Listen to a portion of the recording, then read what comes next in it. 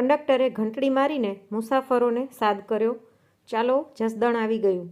જસદણ નામ સાંભળતા જ રુચિ સીટ પરથી ઝડપથી ઊભી થઈ ગઈ અને બસના દરવાજા તરફ દોટ મૂકી. દરવાજે પહોંચતા રુચિ પડતા પડતા રહી ગઈ. રુચિની ઝડપ જોઈને બસમાં બેઠેલી 2-3 મહિલાઓ એક સાથે બોલી પણ ખરી. બહેન, ધીરે ધીરે, સંભાળીને ઉતરો ને, હમણાં પડી ગયા હોત. મહિલાઓની ટકોર સાંભળી ના સાંભળી કરીને રુચિ ઝડપથી નીચે ઉતરી ગઈ.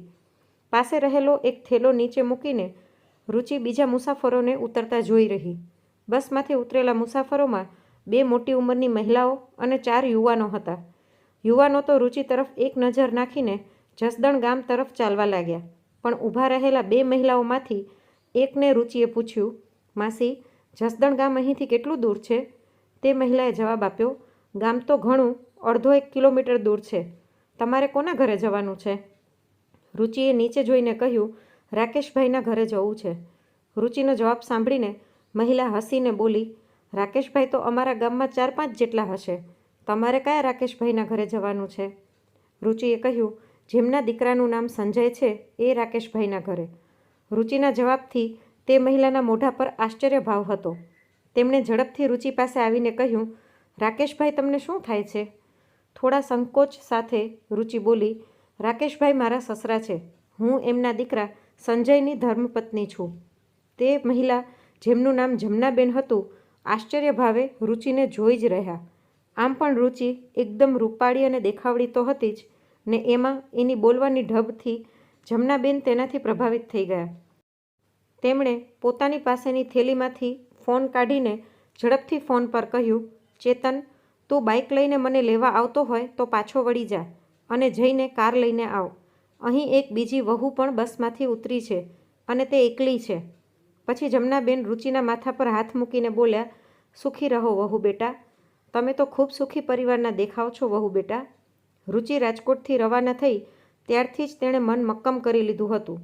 એણે બધા જ આવેગોને હૃદયના ઊંડાણમાં દાટી દીધા હતા. રુચિ બસમાં બેઠી હતી ત્યારથી જ એના મનમાં ગામડાના લોકજીવન વિશેના વિચારો સતત ફર્યા કરતા હતા.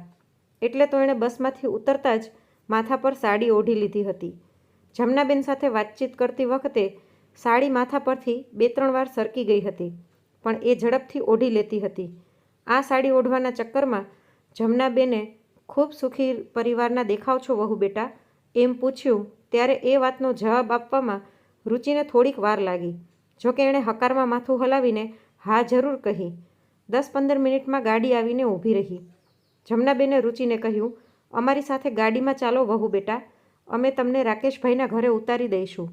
એટલે જમનાબેન સાથે રુચિ પણ પોતાનો થેલો લઈને ગાડીમાં બેસી ગઈ. ગાડી થોડી આગળ વધ્યા પછી જમનાબેને કહ્યું, ચેતન, ગાડીને સંજયના પિતા રાકેશભાઈના ઘરે લઈ લેજે.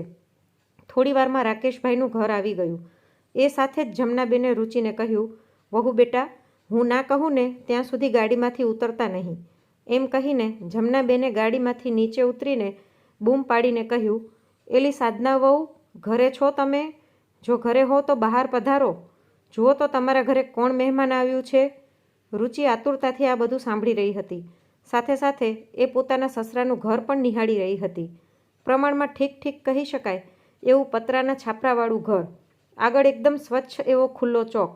ચોકની બાજુમાં 3 ગાય અને 2 ભેંસ બાંધેલા હતા. પતરાના જ છાપરાવાળું ઢાળ્યું. રુચિએ બધું નિરીક્ષણ કરી લીધું. જમનાબેનનો અવાજ સાંભળીને 2-3 મિનિટના વિલંબ પછી ધોયેલા હાથ સાડીના છેડાથી લૂછતા લૂછતા એક અધેડ વયના મહિલા બહાર આવ્યા. એમણે જમનાબેનનો અવાજ તો પારખી જ લીધો હતો, એટલે જોયા વગર જ એ બોલ્યા, થોડાક કામમાં હતી જમના કાકી. બોલો, કોણ મહેમાન આવ્યું છે? બોલતા બોલતા જ સાધનાબેનની નજર ગાડી પર પડી અને બહાર ઊભેલા જમનાબેનને પણ એમણે જોયા. તે ઝડપથી જમનાબેન પાસે આવીને એમના પગે નમીને બોલ્યા, કોણ આવ્યું છે કાકી? તારા દીકરા સંજયની વહુ આવી છે સાધના વહુ, અને એ પણ એકલી. સંજયને નોકરીના કામમાંથી સમય નહીં મળતો હોય એટલે બિચારી વહુને એકલી જ મોકલી દીધી લાગે છે.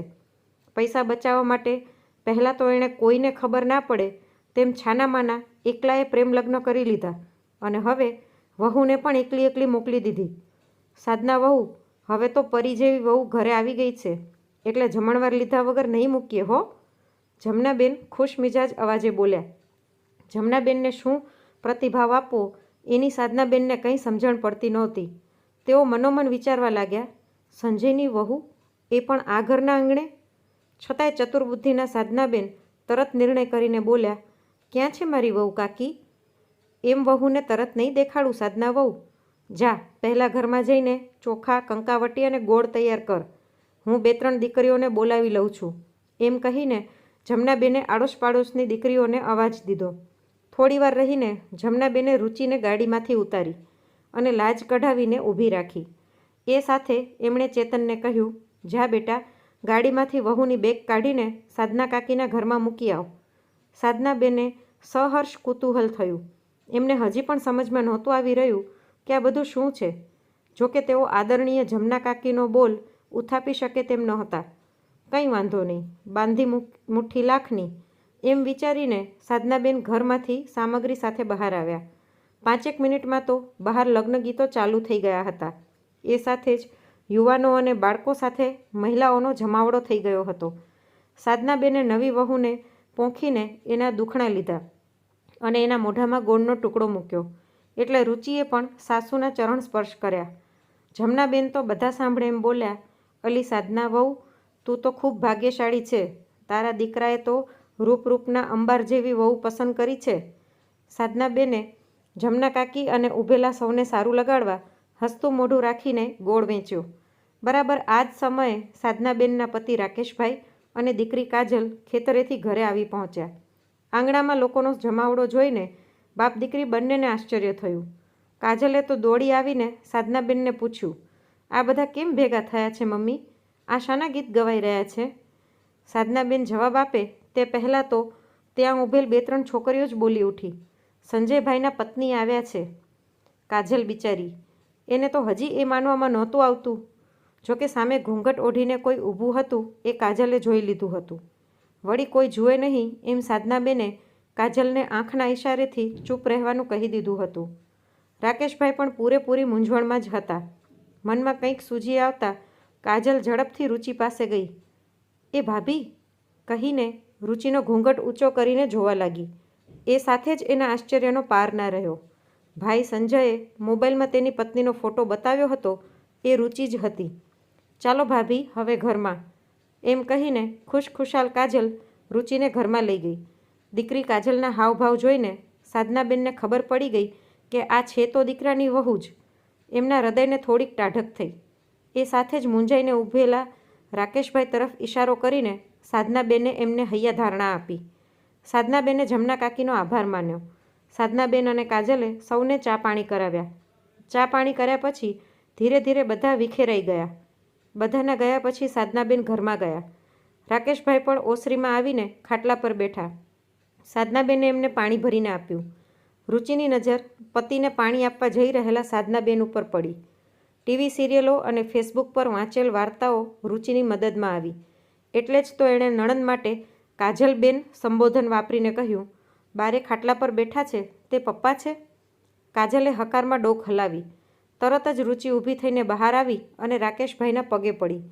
રાકેશભાઈએ દીકરાની વહુને સુખી રહો વહુ બેટા એવા આશીર્વાદ આપ્યા. પરંતુ હજી એમના મનમાં અચરજ તો અકબંધ જ હતું. એ જ પરિસ્થિતિ સાધનાબેન અને કાજલની પણ હતી. શરૂઆત કોણ કરે અને કેવી રીતે કરે એ બધાના મનમાં મૂંઝવણ હતી. આખરે સાધનાબેન રુચિ પાસે આવીને બેઠા અને તેનો ઘૂંઘટ હટાવીને ફરીથી એના માથા ઉપર હાથ મૂકીને બોલ્યા, સંજય કેમ ના આવ્યો રુચિ બેટા? આટલો ઝડપી પ્રશ્ન પૂછાશે એ રુચિને ખબર નહોતી. એની મૂંઝવણ વધી ગઈ. ધીમે ધીમે રુચિની આંખો ભીની થવા લાગી. એ સાથે જ સાધનાબેન પણ વ્યાકુળ થઈ ગયા. હજી એમને કંઈ સમજાતું નહોતું. કંઈ અજુગતું તો નથી બની ગયું ને? એમના મનમાં ધ્રાસકો પડ્યો. એટલે જ એમણે રુચિના ખભે હાથ મૂકીને કહ્યું, જે કંઈ પણ વાત હોય તે જલ્દી કહી દે રુચિ બેટા, તું બિલકુલ મૂંઝાઈશ નહીં. મન મક્કમ કરીને રુચિએ શરૂઆત કરી, મમ્મી, સંજયે તો મને 6 મહિના પહેલાં જ છોડી દીધી છે. હું તમને બધી જ વાત કરું છું. તમે સંજય વિશે કંઈ આડાવડું ધારી ના લેતા. 6 મહિનાથી મેં તેમને જોયા નથી, પણ મારું મન કહે છે કે તેઓ ગમે ત્યાં રહેતા હોય પણ સુરક્ષિત જ હશે. દર 15 દિવસના શનિ રવિ મારો દીકરો સાંજે ઘરે આવે જ છે. એટલે એની તું પણ ચિંતા ના કર રુચિ બેટા. પરંતુ હકીકત શું છે એ બધું મને જણાવ. સાધનાબેને ઉત્સુકતાથી કહ્યું એટલે રુચિએ કહેવાની શરૂઆત કરી. મમ્મી, મારા પપ્પાનો પરિવાર ગર્ભ શ્રીમંત છે એ તો તમને બધાને ખબર જ છે. મારી વાત કરું તો હું મારા પપ્પાની અતિશય લાડકોડમાં ઉછરેલી સંતાન છું. પાણી માગો તો દૂધ હાજર થાય એટલો સુખી પરિવાર છે મારો. એવી સુખ સાહેબીમાં ઉછરેલી હું, નવા જમાનાની સ્વચ્છંદી છોકરી. હું અને સંજય સાથે ભણતા હતા. MBAના અભ્યાસ દરમિયાન હું મારું દિલ સંજયને કઈ રીતે દઈ બેઠી એ મને ખબર પણ ના પડી.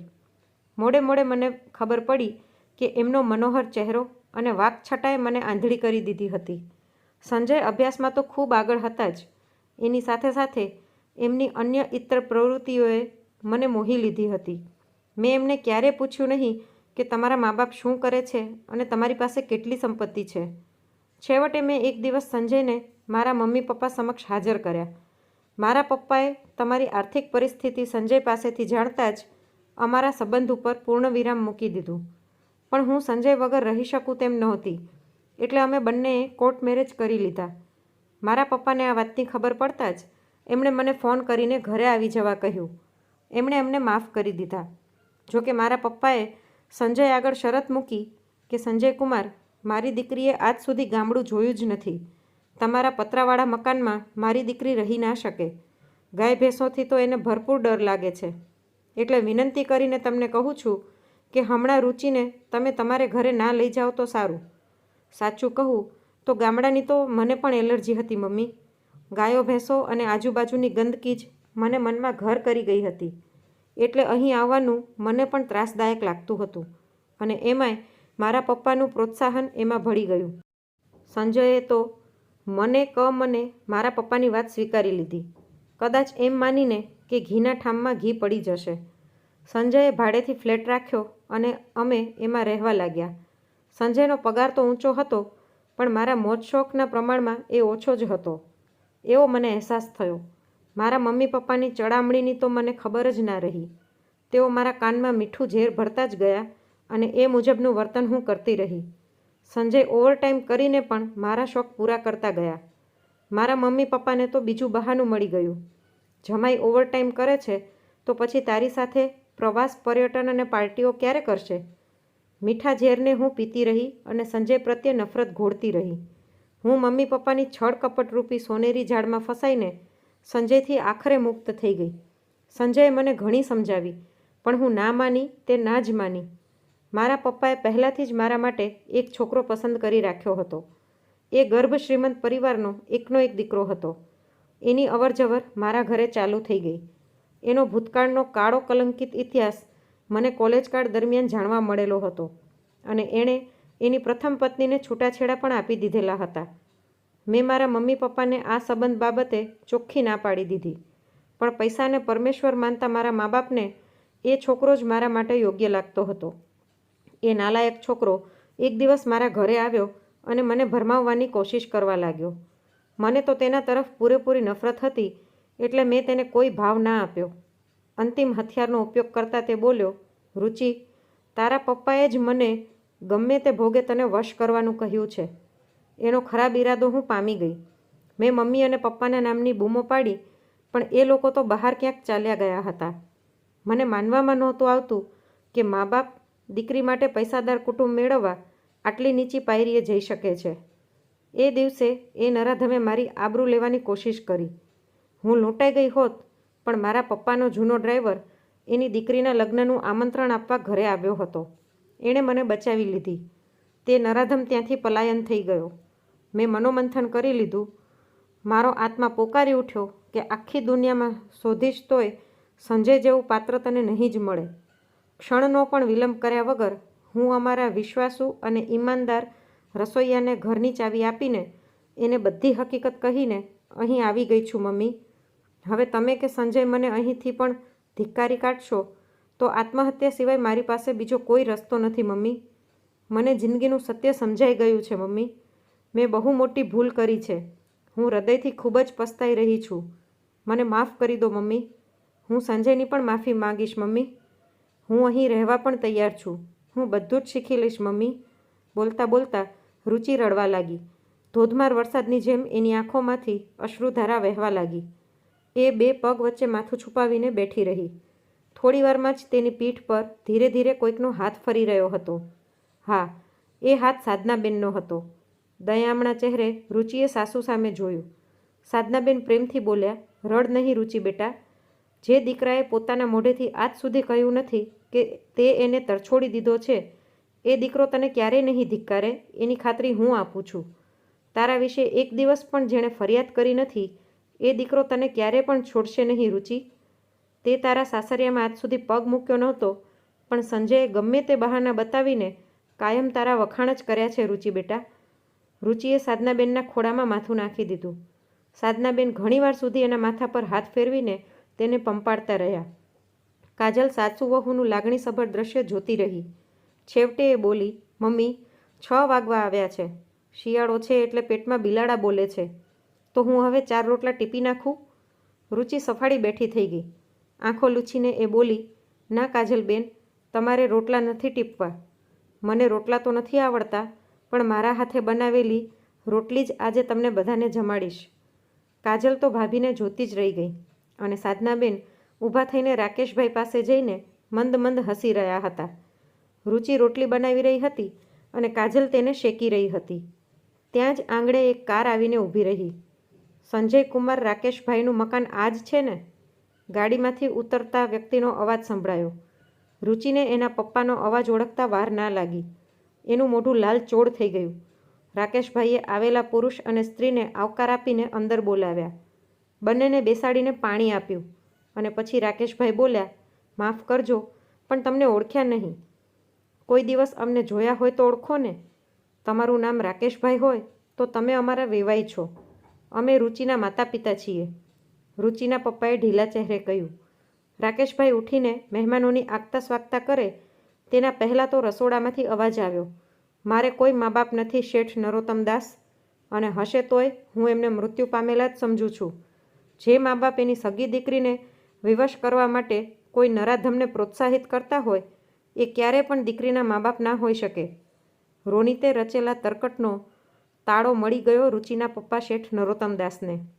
ગર્ભ શ્રીમંત અને રુચિ માટે મૂર્તિયા તરીકે એમણે પસંદ કરેલ રોનીતે જ યોજના ઘડી કોઈક દ્વારા ફોન કરાવ્યો હતો કે રુચિને કહ્યા વગર તમે બંને પતિ પત્ની બહાર બગીચામાં માળીની ઓરડીમાં આવી જાઓ. રોનિત તમને રુચિ વિશે કંઈક કહેવા માગે છે. નરોત્તમદાસ અને તેમના પત્ની ઓરડીએ ગયા. ત્યાં જ 7-8 બુકાનીધારી વ્યક્તિઓએ નરોત્તમદાસ અને તેમના પત્નીના હાથ પગ બાંધી દીધા. 2 કલાક બાદ છુટકારો થયો હતો. છૂટા થતાં જ બંને જણ ઘરે આવ્યા હતા. જ્યાં રસોઈયાએ ત્યાં બનેલી ઘટના કહી સંભળાવી હતી. બેટા, ઘરે આવેલ મહેમાન સાથે આવું વર્તન ના કરાય. પહેલાં તમે તમારા માતા પિતા શું કામે આવ્યા છે અને તમને શું કહેવા માગે છે એ તો સાંભળો રુચિ વહુ. રાકેશભાઈ કડકતા હૈયે બોલ્યા. એને બોલવા દો વેવાઈ, એની બળતરા સાચી છે. સંજય કુમારથી તેને દૂર કરવા માટે અમે ઘણા ખેલ ખેલ્યા, એ સાચું છે વેવાણ, પણ એની આબરૂ લૂંટાવા માટે અમે તૈયાર થયા એ પહેલાં હલકટ રોનીતે રચેલું એક કાવતરું હતું. અમારી દીકરી અમને આ બાબતે ખુલાસો કરવાનો એક મોકો આપશે તો અમે એના ઋણી રહીશું. નરોત્તમભાઈએ વિનંતીના ભાવ સાથે કહ્યું. નરોત્તમભાઈની આજીજી સાંભળીને રાકેશભાઈએ કહ્યું, બેટા રુચિ વહુ, તમારો સસરો તમને વિનંતી કરે છે કે તમારા મા બાપનો ખુલાસો એકવાર સાંભળી લો. લોટવાળા હાથે જ આવેલી રુચિ આડી ફરીને ઊભી રહી. નરોત્તમદાસે બધી હકીકત કહી સંભળાવી અને પછી કહ્યું, દીકરી રુચિ, બની શકે તો અમારી ભૂલોને માફ કરી દેજે. હવે અમે જઈએ છીએ. અમે તને અમારી સાથે લઈ જવા માટે નહીં, પણ આશીર્વાદ આપવા આવ્યા છીએ. તારી આ જિંદગીમાં હવે અમે કોઈ ચંચુપાત નહીં કરીએ. 2 ઘડી આ અભાગા મા બાપના ઘરે આવવાનું મન થાય તો દરવાજા કાયમ માટે ખુલ્લા જ છે. તું તારા સંસારમાં હંમેશા સુખી રહે અને તારો પરિવાર હંમેશા હર્યો ભર્યો રહે, તે માટે હવેથી ભગવાનને પ્રાર્થના જરૂર કરીશું. આટલું કહીને નરોત્તમદાસે જ્યાં ચાલવાનું કર્યું ત્યાં જ આંસુથી ખરડાયેલ અવાજ આવ્યો. દીકરીના હાથની રોટલી જમતા નહીં જાઓ પપ્પા? આજે તમારી દીકરીએ પોતાના ઘરે પહેલીવાર રોટલી બનાવી છે. એ બનાવેલી રોટલી પહેલીવાર તો જમીને જાઓ મમ્મી. રુચિના હાથે બનેલી રોટલી પહેલીવાર જમ્યા એના માતા પિતા. પછી રાત્રે આડોશ પાડોશમાંથી 25 પુરુષો અને સ્ત્રીઓ મળવા આવ્યા. ગ્રામ્ય જીવનની વાતો પણ પહેલીવાર સાંભળી રહ્યા હતા. વેવાઈ અને વેવાણ. સવારે 8 વાગે નીકળતા પહેલાં નરોત્તમભાઈને મોઢેથી અનાયાસે શબ્દો સરી પડ્યા. ભૂલચૂક માફ કરજો રાકેશભાઈ, પણ આજે પહેલીવાર મેં ગામડાને મન ભરીને માણ્યું છે. આજે હું ગામડાને સાચી રીતે સમજ્યો છું. મહિને 2 મહિને લટાર મારવા જરૂર આવીશ હું, એમ કહીને રુચિના માતા પિતાએ વિદાય લીધી. આજે શનિવાર છે અને હજી સુધી રુચિ વિશે સંજયને ફોન પર કોઈ જાણ કરવામાં આવી નહોતી. કાજલ ખેતરેથી આજે 5 વાગ્યે જ ઘરે આવી ગઈ. સાધનાબેન ભેંસ દોઈ રહ્યા હતા અને પાસે બેસીને રુચિ શીખવાનો પ્રયત્ન કરી રહી હતી. અરે વાહ ભાભી, શું વાત છે! હવે ભેંસ દોવાનું શીખવાનું છોડીને વહુરાણી બની જાઓ. હમણાં ભાઈ આવીને ઊભો રહેશે, પછી મારો ખેલ જોજો કે આજે હું શું કરું છું. અતિશય હરખ ભર્યા હૈયે બોલીને કાજલ રુચિ ભાભીને ખુશ કરવા પ્રયત્ન કરી રહી હતી. રુચિ કાજલ પાસે આવીને બોલી, કાજલબેન, મને ડર લાગી રહ્યો છે. તમારા ભાઈ મને સ્વીકારી તો લેશે ને? અરે ભાભી, બધી ચિંતા મૂકી દો. અમે ત્રણે રાજી છીએ તો પછી ભાઈની શું વિષાદ છે? એમ કહીને કાજલ હસતી હસતી રુચિને ભેટી પડી. સાંજે 8 વાગે સંજય ઘરે આવી ગયો. રાકેશભાઈ અને સાધનાબેન ગાયો ભેંસો આગળ મચ્છર ભગાડવા લીલા લીમડાના પાનનો ધુમાડો કરી રહ્યા હતા. સંજયે ઘરમાં પ્રવેશતા જ ઘૂંઘટ તાણીને બેઠેલી સ્ત્રીને જોઈ. સંજય કંઈ પ્રશ્ન કરે એના પહેલાં જ કાજલ બોલી ઉઠી, ભાઈ, તમારા માટે સરપ્રાઈઝ છે. અમે તમારા માટે એક છોકરી પસંદ કરીને લઈ આવ્યા છીએ. તમને આ દુલ્હન જરૂર પસંદ આવશે. સંજય ઘડીભર એકીટસે જોઈ રહ્યો. પાણીનો ગ્લાસ આપતા કાજલ બોલી, શું જુઓ છો ભાઈ? સંજય બોલ્યો, સાચું કહેજે કાજુ, આ રુચિ છે ને? ઘૂંઘટો તાણીને બેઠેલી રુચિ સ્તબ્ધ થઈ ગઈ. એ જ હાલ કાજલનો હતો. તો ઓસરીની બાજુમાં સંતાઈને ભીત પાસે ઊભેલા રાકેશભાઈ અને સાધનાબેન પણ આશ્ચર્યચકિત હતા. મને વિશ્વાસ હતો કે રુચિને ભૂલ સમજાતા એ પાછી જરૂર આવશે. સંજય અનાયાસે આટલું બોલી ગયો. કાજલે વિનંતી કરીને ઘૂંઘટો તણાવીને પરાણે બેસાડેલી રુચિ શું થશેના ડરની મારી સંકોચાઈને બેઠી હતી. તે સંજયના છેલ્લા એક વાક્યના અમૃત કુંભથી તૃપ્ત થઈ ગઈ. રુચિએ ઊભી થઈને દોટ મૂકી અને સીધી સંજયના ચરણોમાં જઈને પડી ગઈ. એના મોઢેથી વાક્ય નીકળ્યું, મને માફ કરી દો સંજય. સંજયે તેને ઊભી કરી અને કહ્યું, મને ખબર હતી કે સાચા પ્રેમની હંમેશા જીત થાય છે. તો મિત્રો, દરેક માતા પિતાને વિનંતી કે પોતાની દીકરીનું સુખ ફક્ત રૂપિયામાં નહીં પણ સાચા પ્રેમમાં શોધે. તો આજની વાર્તા કેવી લાગી અને તમે કયા શહેરથી આ વાર્તા સાંભળી રહ્યા છો તે કોમેન્ટ બોક્સમાં જરૂરથી જણાવજો. અને જો વાર્તા ગમી હોય તો લાઈક કરીને વધુમાં વધુ શેર પણ કરજો. અને આવી જ અવનવી વાર્તા સાંભળવા માટે ચેનલને સબસ્ક્રાઈબ જરૂરથી કરજો.